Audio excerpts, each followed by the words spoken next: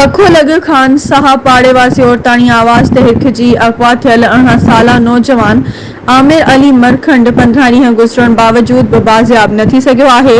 संदसि वारिस मुसलसल सख़्त परेशानी में मुब्तला। संदन नौजवान जी बाज़ियाबी लाइ कंबर शिदातकोट तोड़े शिकारपुर पुलिस नौजवान जी बाज़ियाबी लाइ को बि क़दम न खयों।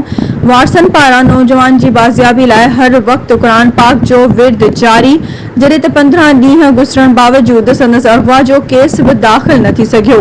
वॻण ऐं पखो थाणनि जी पुलिस बाद शिकारपुर ऐं कंबर शिदातकोट ज़िलनि जी पुलिस विच में हद जो तकरार शुरू थी पियो। ॿिन्ही ज़िलनि जी पुलिस पारां नौजवान जे वारसनि खे पंहिंजी हद मां अगवा न थियण जो चई खेनि का बि मोट न ॾियण लॻी। वारसनि पारां शिकारपुर ऐं कंदकोट ज़िले जे अक्सर इलाइक़नि में पंहिंजे नौजवान लाइ क़ुरान पाक पिणु घुमायो वियो, पर पोइ बि धाड़ेलनि खे मथनि को बि रहम न अची सघियो आहे।